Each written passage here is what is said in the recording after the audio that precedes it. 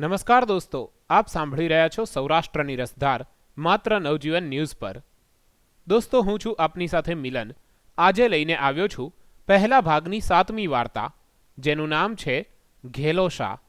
આવો સાંભળીએ. જન્મ સંવત 1826, મૃત્યુ સંવત 1883.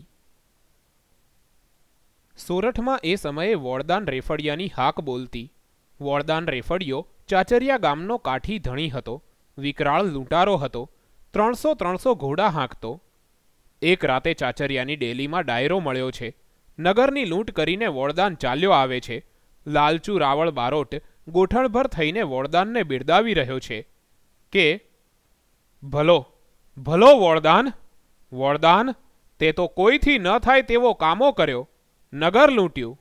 અરે નગર હુંદી નાર્યું કુંજ્યું જી કરલાય, વાઢ દિયે વોળદાનિયો માઢ બજારા માય. એટલે કે રંગમતીને કાંઠે વોળદાન, તે જે ટાણે હાથ કર્યો તે ટાણે આખા નગરની અસ્તર્યું નાતી ધોતી કુંજડિયું જેવી કલ્પાંત કરતી નાઠી. અને વોળદાનિયા, તે તો મોટી બજારે જઈને તાર વર્યુના વાઢ દીધા, પણ જામની ફોજ તુને પોગી નહીં.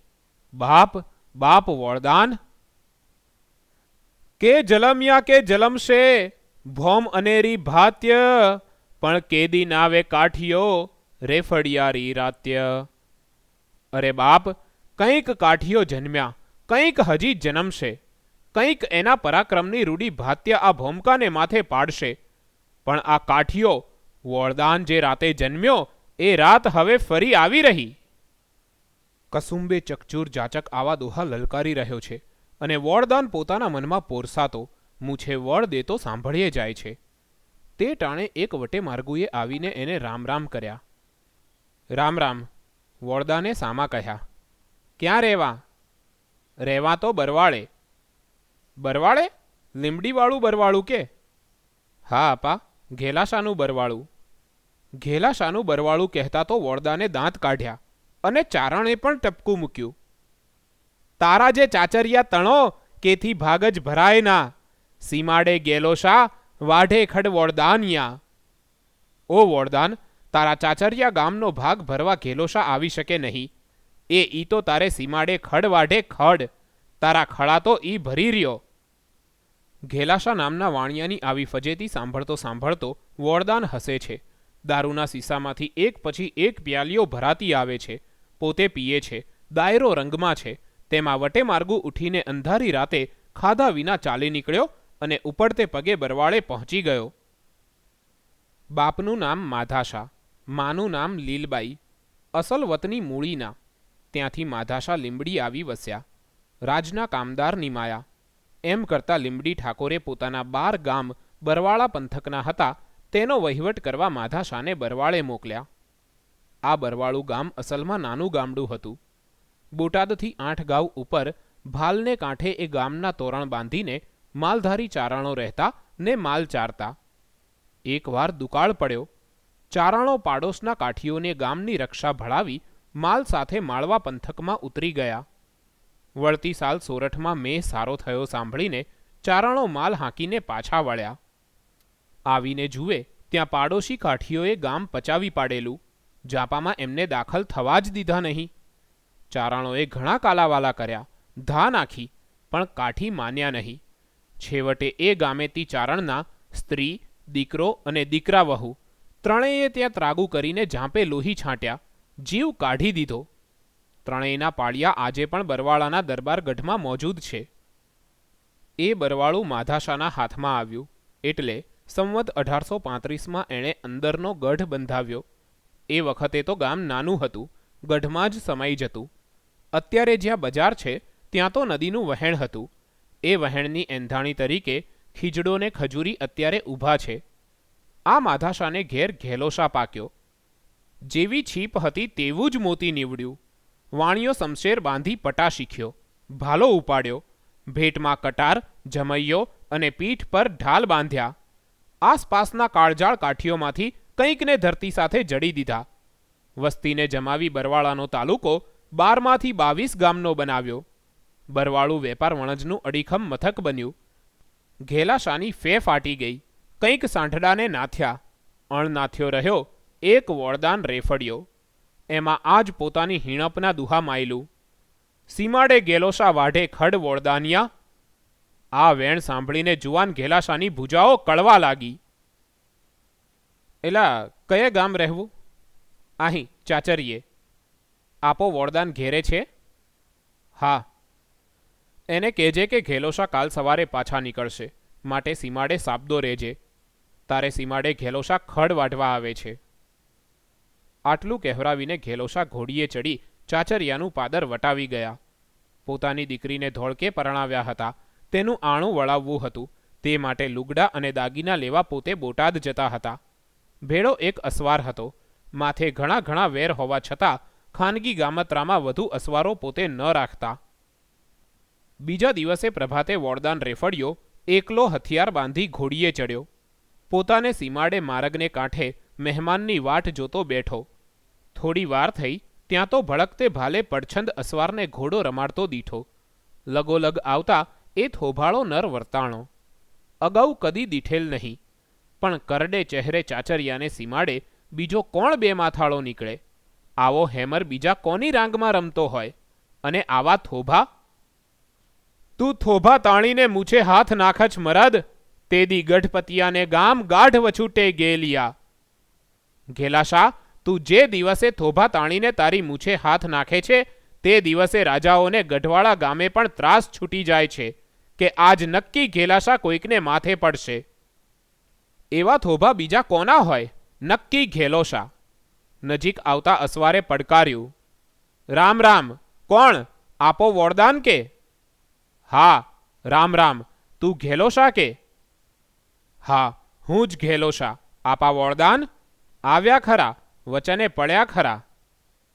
એમ કહીને પોતે ઘોડીનું પાઘડું છાંડી નીચે ઉતર્યો.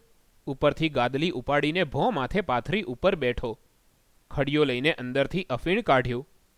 લ્યો આપા વોળદાન, આજ હું તમારો મહેમાન થયો. આ લ્યો, કાઢો કસુંબો, પ્રેમથી પીએ. વોળદાન નિરખી રહ્યો. આ તે કઈ જાતનો શત્રુ? આ ટાણે કસુંબો પીવા બેસે છે? આવી ખાનદાની દેખીને વોળદાનનું અડધું જોર નીતરી ગયું. ફરી ઘેલોશા બોલ્યો, આપા વોળદાન, બેઠા કાં? કાઢો જટ કસુંબો. પીધા વગર કાંઈ ચાલશે? આપણી આજ પ્રથમ પહેલી ઓળખાણ કહેવાય, ને વળી હું તમારે સીમાડે મહેમાન. કસુંબો નીકળ્યો. બેય જણાએ સામસામી અંજળીઓ ભરી પીવરાવી. બેયની આંખો ઘેઘૂર બની ગઈ. ઠીકાઠીકનો કેફ આવી ગયો ત્યારે ઘેલાશાએ હાકલ કરી કે હા આપા વોળદાન, હવે ઉઠ, ચઢ ગોળીએ.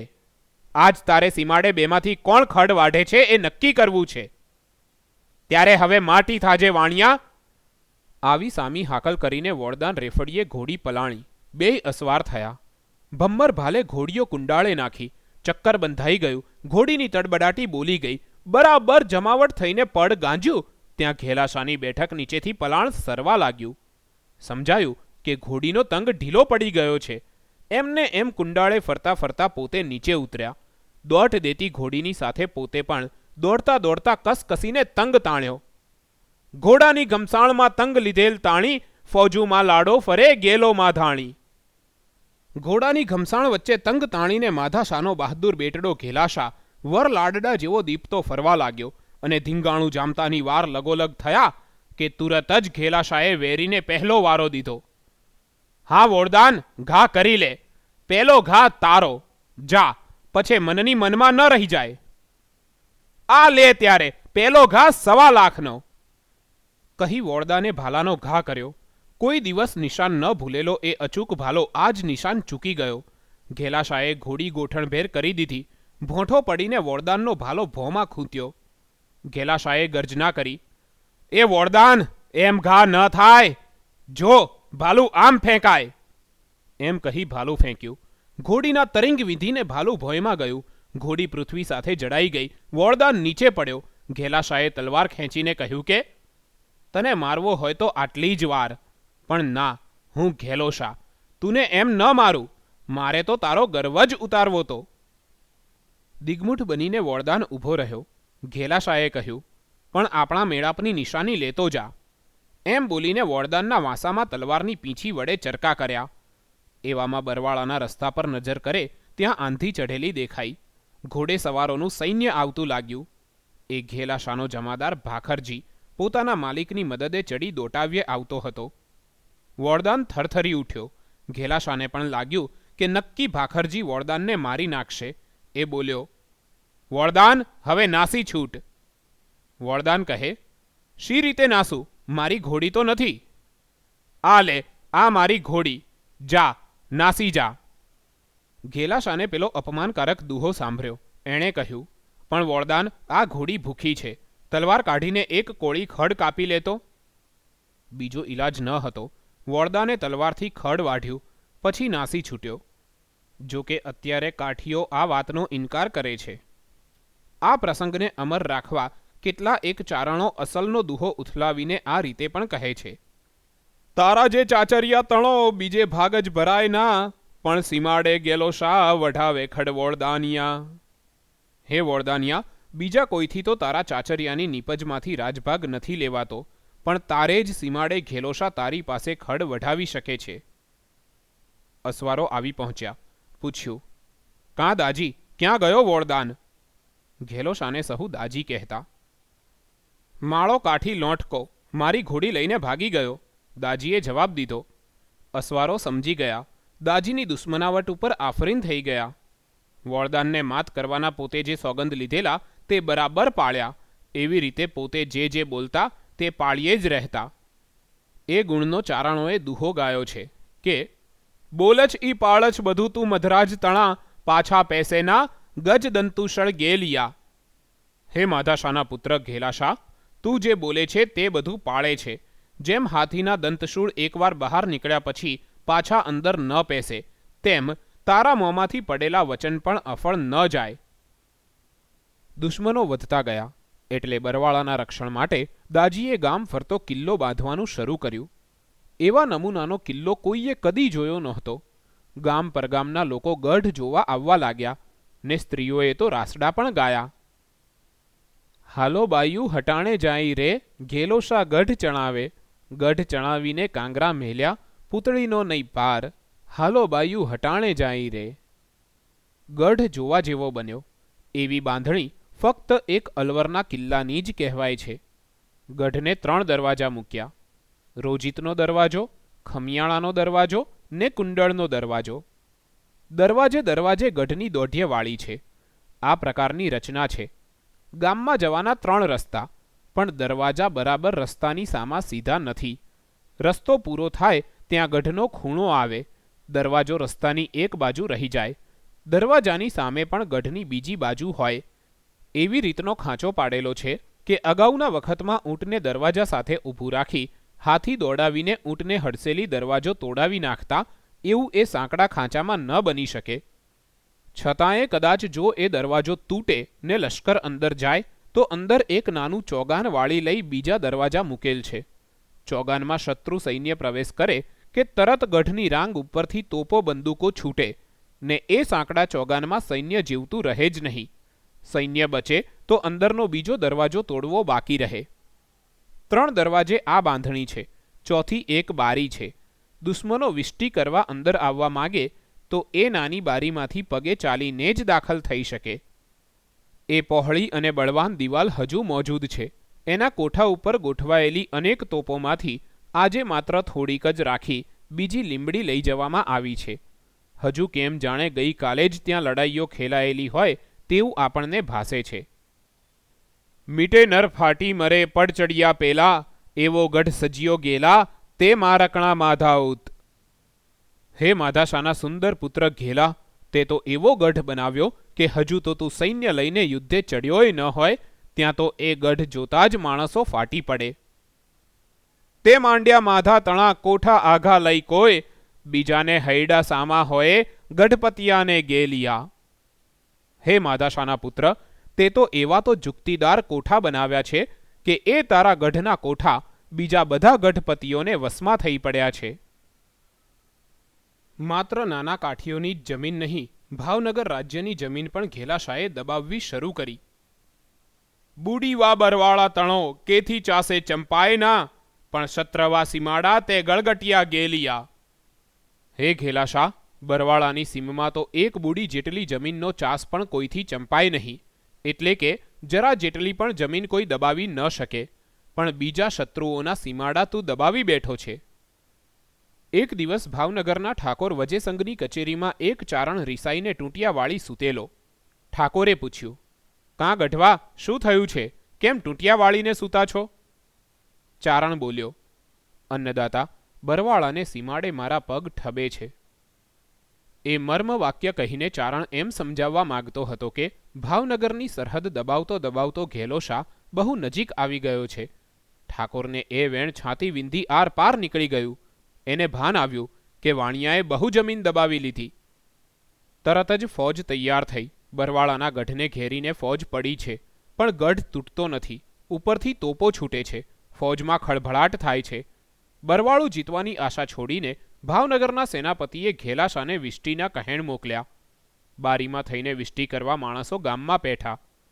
છેવટે એમ નક્કી થયું કે દાજીના ઘોડાના ડાબલા જ્યાં પડે ત્યાં સીમાડો નાખવો. દાજી દુશ્મન હતો તોય એની નીતિ માટે ઊંચો વિશ્વાસ હતો, કેમ કે દાજી કૂડ કરતા નહીં. દાજી ઘોડે ચડ્યા. બરવાળાથી 3 ગાંવ દૂર ખળખળિયા નામનો વોંકળો છે, તેને સામે કિનારે દાજીએ ઘોડો થોભાવ્યો. તે દિવસથી ખળખળિયાને સામે કાંઠેથી ભાવનગરની સીમ ગણાય ને આ કાંઠે બરવાળાની સરહદ ઠરી છે. આવી રીતે મોટા મોટા રાજાઓને પણ દાજીએ હંફાવ્યા. ચારણોએ ગીત ગાયું, સખ કરી સુવે નહીં રૈયતને રાણા, એવો માંડ્યો તે માધાણા, ગોરખ ધંધો ગેલિયા. હે ઘેલાશા, તે એવું શૌર્ય બતાવ્યું છે, બધાના મુલકો જીતવાનો એવો ધંધો માંડ્યો છે કે મહાબળશાળી રાજા કે પ્રજાજનો હવે સુખે સૂઈ શકતા નથી. એમ ધીરે ધીરે એક બરવાળાની નીચે એણે તલવારને ઝાટકે 32 ગામડા આણી મૂક્યા. એ બધી જહેમત પોતાના માલિક લીંબડી દરબારને ખાતર ઉઠાવી. બરવાળાની આસપાસ બેલા, ચારણકી વગેરે ચારણોના ગામો ઉપર ઘેલાશાની આંખ હતી. ચારણોને પણ ધાસ્તી પેસી ગઈ હતી. એટલે બેલાના ચારણ કાળા સૌએ ઘેલાશાની સમક્ષ ઠપકાનો દુહો કહ્યો, ખસનો તો તુને ખટકો નહીં ખોળ જ ખેતરડા, ગલઢોશી ગેલા મારછ દેડક માધાઉત. હે માધાશાના દીકરા, તારા મનમાં ગરાસિયા લોકોનું ખસ ગામ નથી ખટકતું, એને તું રંજાડતો નથી, અને અમારી થોડી થોડી જમીન જૂટવી લેવા તું શોધખોળ કરી રહ્યો છે. સિંહ ઘરડો થાય, મોટા શિકાર કરવાની તાકાત ન રહે, પછી જેમ દેડકા મારીને ખાય એવું તું શું કરી રહ્યો છે? એ દુહો સાંભળ્યા પછી ચારણોના ગામ ઉપર દાજીએ કોઈ દિવસ નજર ન નાખી. એક વખત લીંબડી ઠાકોર હરિસિંહની સાથે દાજી દ્વારકાની જાત્રાએ ગયેલા. ત્યાંથી પાછા આવતા લીંબડી ઠાકોર જામનગરમાં જસાજી જામના મહેમાન બન્યા. જામ સાહેબે ઘેલાશા કામદારની કીર્તિ સાંભળી હતી. એ બહાદુર વાણિયાને એકવાર મળવા જસો જામ આતુર હતા. પોતે સુરવીર હતા. સુરવીરને જોવાનું મન કેમ ન થાય? જામ સાહેબે લીંબડી ઠાકોરને વિનંતી કરી, ઘેલાશાને દરબારમાં તેડી લાવો. લીંબડી ઠાકોરે ઉત્તર દીધો, મહારાજ, એ વાણિયાને વતાવ્યા જેવો નથી. એ તો મારાથી જ સચવાય છે. આપ એનું માન નહીં સાચવી શકો. કેટલીક ખોટી આદતો છે કે જે અહીં જામના દરબારમાં ન શોભે. એવી તે વળી કઈ આદતો છે ઠાકોર? કોઈ પણ દાયરામાં જે રાજ કચેરીમાં એ જાય ત્યારે એક તો ખોખારો ખાય, બીજું મૂછોના થોભા ઝાટકે, ત્રીજું પલોઠી ભીડીને બેસે, ચોથું હોકો પીએ, પાંચમું લીંબડીના તખત સિવાય કોઈને નમે નહીં. કંઈ વાંધો નહીં, તમે તમારે એને અહીં તેડી લાવજો, આપણે જોઈ લેશું. દાજીને પણ જામ જસાજીના ગુમાનની ખબર હતી. સહુએ એને ચેતવ્યા કે કાં તો ન જવું, અને જવું તો જામની અદબ રાખવી. મોં મલકાવીને દાજી તૈયાર થયા. ગામમાંથી ભેટ વાળવાની 10-12 પછેડીઓ મગાવીને નોકર પાસે પોતાની સાથે ઉપડાવી લીધી. જામના દરબારમાં ગયા. આદત પ્રમાણે ખોખારો ખાઈ, મૂછે હાથ નાખી, જામને સાદા રામ રામ કરી પછેડીની પલોઠી ભીડીને બેઠા. જામના મોં પર કોપ દેખાણો. એણે ચોપદારને ઇશારત કરી. ચોપદારે ઘેલાશાની પછેડી ઝૂંટવીને ફેંકી દીધી. દાજીએ બીજી પછેડી લઈ પલોઠી ભીડી. બીજી પણ ઝૂંટાઈ, ત્રીજી, ચોથી, એમ પછેડીઓ ઝૂંટાવા લાગી. આખી સભા સડક બની ગઈ. દાજી પોતાનું અપમાન થયું સમજીને ત્યાંથી ઉઠી નીકળ્યા. ઉતારે ચાલ્યા ગયા. જામની સામે પણ એમણે ન જોયું. જામ સાહેબના અંતરમાં તો રોષ નહોતો, એને ખાતરી થઈ ચૂકી. એમણે દાજીને એકાંતમાં બોલાવ્યા. ત્રાંબાનું પતરું અને કરગરો હાજર રાખેલા. જામે કહ્યું, ઘેલાશા, નગરની નોકરીમાં આવો તો અત્યારે જ આ પતરા ઉપર સારામાં સારા 5 ગામ જાવચંદર દિવાકરા એટલે કે યાવત ચંદ્ર દિવાકરો, ચંદ્ર સૂર્ય તપે ત્યાં સુધી લખી આપું. ઘેલાશાએ જવાબ વાળ્યો, મહારાજ, એ આપનો પાડ થયો, પણ માગા તો દીકરીના જ હોય, વહુના ન હોય. મારે માથે તો લીંબડીનું ઓઢણું પડ્યું છે. મારાથી બીજે જવાય નહીં. 5 શું 50 ગામ આપો તોય નહીં. કામદાર, બાકર સાહેબ આપણી બરવાળીની 32 પેશકશી બાંધી ગયા. જોઉં ઈ દસ્તાવેજ દરબાર? દાજી ચમક્યા. દાજીએ ઠાકોર હરિસંગ પાસેથી દસ્તાવેજની નકલ લઈને વાંચીને માથું ધૂણાવ્યું. દરબારને ઠપકો દીધો. મને તેડાવતો તો ખરો? આટલી ઉતાવળ શી જ કરી? કાં શું? આ તો ફરતી પેશકશી માંડી દીધી. વારે વારે વધાર્યા જ કરશે. અંગ્રેજની બાદશાહી જ્યારે અહીં જામશે ત્યારે આપણાથી ચૂકે ચા નહીં થાય. દરબાર, તમે ગજબ કર્યો. હવે હું જોઉં છું. ઘોડીએ ચડીને ઘેલોશા ચાલી નીકળ્યા. વોકર સાહેબની છાવણી પડી હતી ત્યાં જઈને મુલાકાત લીધી. કહ્યું, હું લીંબડી દરબારનો બરવાળા ખાતેનો કામદાર છું. પેશકશીના દસ્તાવેજ ઉપર મારી કામદારનીએ સહી જોશે, માટે લાવો, સહી કરી દઉં. ભોળવાઈને સાહેબે દસ્તાવેજ દાજીના હાથમાં દીધો. વાંચીને પલકવારમાં કાગળનો ડૂચો વાળી મોંમાં નાખી દાજી પેટમાં ઉતારી ગયા અને હવે તો દસ્તાવેજ લેવા બરવાળે આવજો સાહેબ. એટલું કહીને ઘોડીએ ચડ્યા. બરવાળામાં દાખલ થઈ ગઢના દરવાજા માથે ભોગળ ભીડાવી. ફોજ લઈને વોકર બરવાળા ઉપર ચડ્યો. ગઢ સામી તોપો ચલાવી, પણ એ જુક્તિદાર જોરાવર ગઢ ઉપર કાર ન થઈ શક્યો. વોકરે વિષ્ટીનું કહેણ મોકલ્યું. સાહેબ અને દાજી 2 જણા ઠરાવ કરવા બેઠા. સાહેબે પૂછ્યું, તારી શી માંગણી છે ઘેલોશા? બરવાળાની 32ની ફરતી જમા નહીં, પણ કાયમી જમા ₹22,000 બાંધી આપો. વોકરે દાજીને લાલચો દીધી. ઘેલાશા, જીદ કરમાં. આ 32 તે તારા બાહુબળથી ઘેર કરી છે. તારા 10 ગામ જુદા તારવી દઉં, તારા નામ પર ચડાવી દઉં અને તું લીંબડીના ગામની ફરતી જમા બાંધવા દે.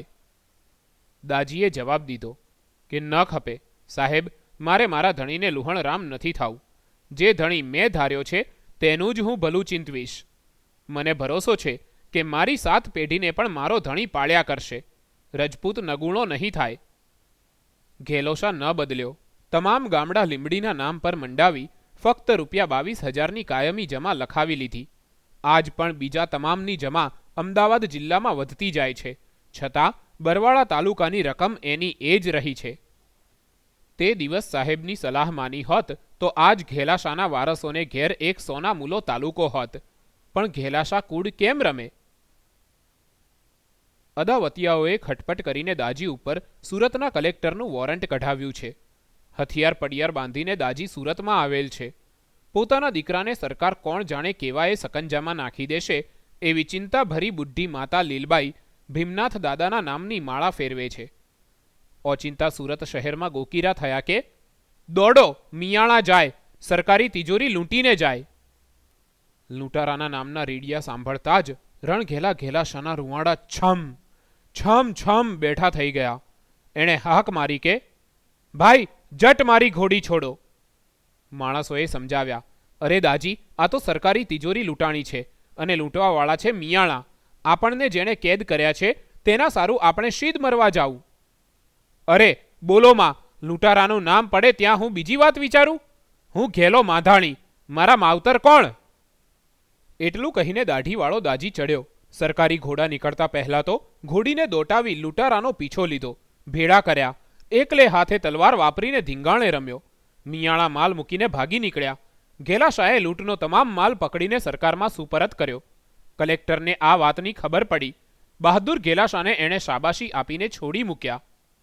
અહીં બરવાળામાં માતા લીલબાઈને એ જ રાતે શંકર ભીમનાથ સોણે આવ્યા.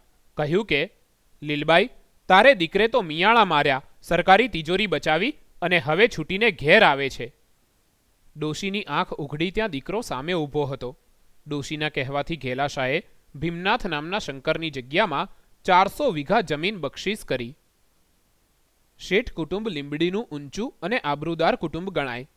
પૈસે ટકે જોરાવર એટલે માથા ભારે પણ ખરું. એવું બન્યું કે એ કુટુંબનો એક દીકરો ધાંધલપુર ગામે વરાવેલો તે ગુજરી ગયો.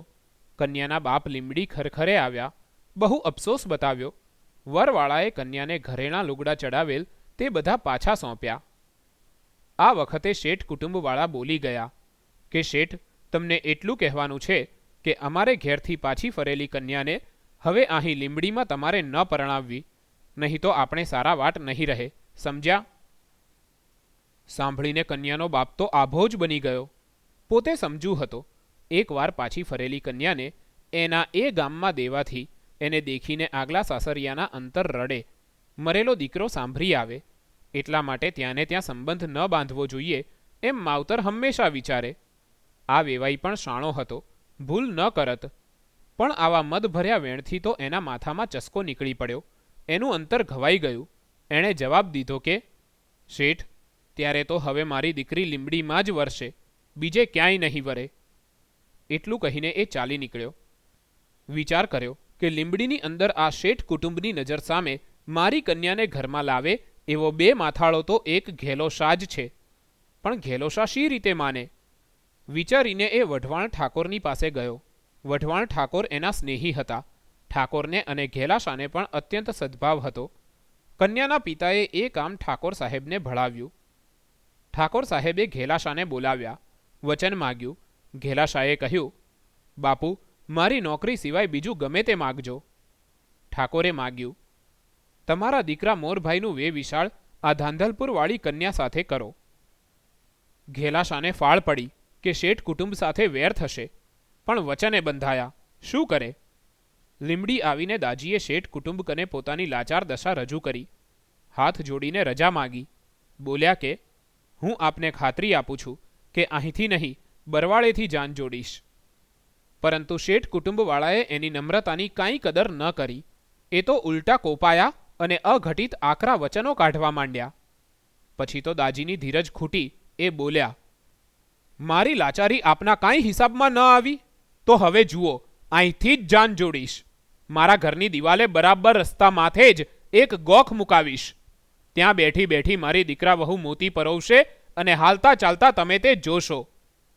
આટલું કહીને દાજી ચાલ્યા અને પછી ધાંધલપુરની ઢેલડી ને બરવાળાનો મોર, હાથી આવે ઝૂલતા ને શરણાયુના શોર. એવી ધૂમધામથી મોરભાને પરણાવી આવ્યા. બોલ્યા પ્રમાણે ગોખ પણ પડાવ્યો અને દુહો પણ જોડાણો. શેઠું હંદા છોકરા ઉએ કરતા આળ, મૂછે રંગ મધરાજ તણ ગેલા ઉતારી ગાળ. શેઠ કુટુંબના છોકરા સહુની છેડ કરતા, રંગ છે તારી મૂછોને, હે માધાશાના પુત્ર, તે તારા પરથી એ મેણું મટાડ્યું. આથી શેઠ કુટુંબ રાજ્ય સામે રીસાણું. તેમને મનાવવા ખાતર અને ઘેલાશા હથ્થુના વહીવટની તપાસણી થવી જ જોઈએ તેવો તેમણે આગ્રહ કર્યો. તે ખાતર ઘેલાશાને વહીવટ તપાસવાનું ઠાકોર હરિસંઘજીએ નક્કી કર્યું. આમ પણ કહેવાય છે, શેઠવાળાઓએ રાજ્યને એવી લાલચ આપી કે જો ઘેલાશાને એકવાર કેદમાં નાખો તો અમારા રૂપિયા 6 લાખ રાજ પાસે લેણા નીકળે છે તે છોડી દઈએ. હરિસંઘજી ઠાકોર એ લાલચમાં લપટાણા. ઘેલાશાને બોલાવવા બરવાળે અસવાર મોકલ્યો. ઘેલાશા તૈયાર થયા, પણ એમના માતુશ્રી દેવી જેવા હતા. એમને માઠા શુકન જણાયા. દીકરાને એમણે બહુ સમજાવ્યો, પણ દીકરો કહે, માડી, મારો ધણી બોલાવે ત્યારે મારાથી પાણી પીવાય રોકાવાય નહીં. ઘેલાશા લીમડી પહોંચ્યા. દરબારગઢમાં ગયા. સામે આવીને તો કોઈ એ સાવજને પકડી શક્યું નહીં. એટલે આરબોએ પાછળથી અચાનક પકડ્યા અને કેદમાં નાખ્યા. ઘેલાશા કહે કે એકવાર મને ઠાકોરનું મોં જોવા દ્યો. પણ ઠાકોર નીચે ઉતર્યા જ નહીં. ઘેલાશાએ અન્નજળનો ત્યાગ કર્યો. એ વખતે સનાળીના ચારણ કવિ કશિયાભાઈ મારવાડમાંથી પાછા ચાલ્યા આવતા હતા. આ ચારણ કાઠિયાવાડના કેટલાયે રાજસ્થાનોમાં દેવ માફક પૂજાતા હતા. રાજાઓ પણ એમની અદબ છોડતા નહીં. એ વૃદ્ધ દેવી પુત્ર લીમડીના દરબારગઢમાં આવ્યા. દાજીના સમાચાર સાંભળીને એમના દિલમાં ઊંડો ઘા પડ્યો. ઠાકોર ઉપર એમના કોપની સીમા ન રહી. ઠાકોરને નીચે આવવા કહાવ્યું. ઠાકોર મહેલની સીડી પર દેખાયા કે તરત કવિએ પોતાના મોં ઉપર ફાળિયાનો છેડો ઢાંકી દીધો ને પીઠ ફેરવી ઊભા ઊભા ઠાકોરને ઠપકાનું એક ગીત સંભળાવ્યું કે એ બાપ હરિસિંઘ, હરપાળના પેટ હરિસંગે ઉઠીને આવી ખોટ ખાધી. રાજા હરિસંગ, સાંભળ સાંભળ. દાવા બાંધણો ગોહિલ્લા સામો, ચૂડાકો ભાંજણો ડોડ, અર્યાકો મોડાણો માન, જંગકો અથાહ. હિંદવાકો છત્ર, ગેલો જાલવો ન હૂતો હરી, સતારાસુ બજારણો હૂતો ગેલો શાહ. ગોહિલોના સામે પડી સમો વડિયા થઈને જૂજનારો, ચુડાસમાઓના અભિમાન તોડનારો, દુશ્મનોના માન મોડનારો અને મેદાને જંગમાં બહાદુરીથી લડનારો એવો હિન્દુઓના છત્રરૂપ જે ઘેલો શાહ, તેને હે રાજા હરિસંગ તારે નહોતો પકડવો. ઉચિત તો એ હતું કે એને સતારાની ફૌજ સામે લડવા મોકલવો હતો. નવે ખંડા માય અસો કિણેરો પ્રધાન નાહી, દાવ દરા લાગે અસા કામ દરા દાય. બોત ભૂલ આવી કાંઈ આવડી હભાણી બાબા, માધાણાકુ બેડિયામ હોય પાગા માય. નવ ખંડમાં કોઈને આવો પ્રધાન નથી મળ્યો. પોતાના દુશ્મનોને સમો વડિયાને હૃદયમાં સાલે એવું કામદારું કરનાર બીજો કોઈ ન મળે. હે બાપ, એ હરભમજીના પુત્ર હભાણી, આવી ભૂલ તું કરી બેઠો. માધાશાના પુત્ર ઘેલાશાના પગમાં કદી બેડીઓ ન શોભે. થાલ ઢાલ 84 કી શત્રાંશાલ થાકો શેઠ, થાકા શેઠ તણી ઘડી દુજે કેમ થાય. જાંબુ રાય કડી જેમ લીમડી લોપાય જેદી, માધાણી ઉપાડ્ય તેદી દીજે ક્રોડા માય. તારો શેઠ ઘેલાશા કેવો હતો? તારા 84 ગામની ઢાલ જેવો ને તારા શત્રુઓના હૃદયમાં તીર શલ્ય જેવો. તારા શેઠની ધડી બીજાથી ન થાય. હે જાંબુના ધણી, લીમડીના સ્વામી, જેવી રીતે કડી શહેર ઉપર દુશ્મનોએ હલ્લો કર્યો, તેવી રીતે તારી લીમડી ઉપર કોઈ દિવસ હલ્લો થાય ત્યારે સુખેથી તું કરોડો શત્રુઓની સામે ઘેલાશાને ખડો કરજે. એ લીમડીને લોપાવા નહીં આપે. બિયા વેરી તણી ધરા રાખણો સાંકળે બાંધી, નવાલી કરી તે વાત અનોધી નકાજ. દોક ડાકે લોભે રાજા લોક ડાકે કહે દામી, અસા આદમી કી લાજ લેવે કેમ આજ. ઘેલો શા તો તારા બીજા દુશ્મનોની જમીનને સાંકળે બાંધીને કબજે રાખનાર હતો. એવા પ્રધાનને બંદીખાને નાખવામાં આજે તે અતિશય અનુચિત કૃત્ય કરી નાખ્યું. હે રાજા, કોઈ હલકા શ્રીમંત લોકોની શીખવણીથી પૈસાના લોભમાં પડીને આવા પુરુષની આબરૂ લેવાનું તને કેમ સૂઝ્યું? ખત્રી વીર વિક્રમ જયું અબકો તે કાગ ખાયો, કબકો બતાયો જાયો અબકો કુસંગ. નાથ લીમડી કા થાને નાણાનો ખબકો નાયો, સબકો ઠપકો આયો રાજા હરિસંગ. ક્ષત્રિવીર વિક્રમ રાજા મરવા પડેલો તે વખતે કોઈએ એને સલાહ દીધી કે કાગડાનું માંસ ખાવાથી અમર રહી શકાય. એ વીર વિક્રમ જેવા સુગ્ન રાજાએ પણ જીવનના લોભમાં પડીને એ શીખવણીને વશ થઈ કાગડો ખાધો. એથી કાંઈ એ બચ્યો નહીં, ઉલટો ભ્રષ્ટ બન્યો. તેવી રીતે તે પણ આજે કાગડો ખાધા જેવું કૃત્ય કર્યું. ઘણો વખત થયા તને હલકા લોકો આવો કુસંગ શીખવતા હતા. તે આજે તે પ્રગટ કર્યો. હે લીમડીના નાથ, એથી નાણાંની છોડો તારા ઘરમાં ન આવી પડી.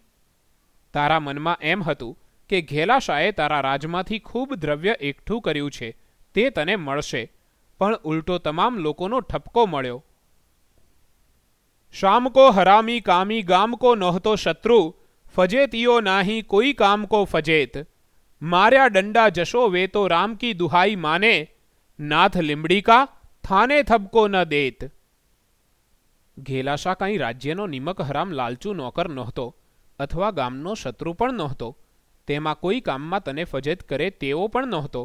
જો એ મારવા લાયક કે દંડવા લાયક આદમી હોત તો હું રામ દુહાઈ ખાઈને કહું છું કે તને હું ઠપકો ન દેત. દરબારગઢ પડઘા દેવા લાગ્યો. આવું ઠપકાનું ગીત ઠાકોરને હૈયે ખટકવા લાગ્યું. ઠાકોર દાદરો ઉતરવા માંડ્યા, પણ ગઢવી સામે મુખે થયા નહીં. રોટલા જમવાનું ટાણું હતું, પણ કવિ લીમડીની ભૂમિમાં ન રોકાયા. ખરે બપોરે ચાલી નીકળ્યા. સામેના સૌકા ગામે જઈને જમ્યા. રાજાજીને વિમાસણ થઈ. ચારણનો ઠપકો વસમો લાગ્યો, પણ ઇજ્જત કેમ જવા દેવાય? 3 લાખ રૂપિયાનો દંડ ભરવાની શરતે ઘેલાશાને છોડ્યા. એ નીતિવાન કારભારીના ઘરમાંથી 3 લાખ રૂપિયા પણ ન નીકળ્યા. એણે તો કદી પોતાના માલિકની સાથે જુદાઈ જાણી નહોતી. 60,000 રૂપિયાના દાગીના હતા તે રાજાને આપી દીધા. પોતાને પીપરિયું ગામ આપેલું તે બીજા 60,000માં માંડી આપ્યું. પોતાના 2 છોકરાને ઘરાણે મૂકીને પોતાના મિત્ર વઢવાણ ઠાકોર પાસેથી 60,000 ઉછીના મેળવ્યા. બાકીના રૂપિયાની શોધમાં એ ભાવનગર ઠાકોર પાસે ગયા. લીંબડી ઠાકોરને ફાળ પડી કે કદાચ કામદાર ભાવનગર રાજ્યના હાથમાં પડી જઈ મારું સત્યાનાશ વાળશે. એ ડરથી એણે દાજીને પાછા બોલાવી લીધા, દંડ માફ કર્યો, રૂપિયા પાછા દીધા, પણ ગામ તો પાછું ન આપ્યું. ખરેખર ભાવનગર ઠાકોરે દાજીને જામ સાહેબની માફક જ લાલચ આપેલી, પણ નિમક હલાલ ઘેલોશા એમ નહોતા ડગ્યા. દાજી લીંબડીથી બરવાળા આવતા હતા. વચમાં રંગપુર પાસે વેંજારમાં ધીરુબા વાણિયાણીને ઘેર પોતે રોટલા જમવા રોકાણા. ધીરુબાને પોતે બહેન કરેલા. ધીરુબાએ કોણ જાણે શા કારણે એમને પનોળીમાં ઝેર ખવરાવી દીધું. દાજીનો દેહ ત્યાં જ પડી ગયો. એમના શબને બરવાળે લાવી અગ્નિસંસ્કાર કરવામાં આવ્યો. આજે એટલે કે 1923માં એમના વંશની ચોથી પેઢી ચાલે છે. એમની પાસે અત્યારે ગણ્યા ગાંઠ્યા વીઘા જમીન છે. તો દોસ્તો, આ હતી વાર્તા નંબર 7, ઘેલોશા. આ વાર્તા તમને કેવી લાગી? આપના અભિપ્રાય અને સૂચન કમેન્ટમાં જણાવજો. આગામી વાર્તા સાથે આવતીકાલે અહીં આ જ ચેનલ ઉપર મળીશું. નવજીવન ન્યૂઝને લાઇક અને સબસ્ક્રાઇબ કરવાનું ભૂલશો નહીં. નમસ્કાર.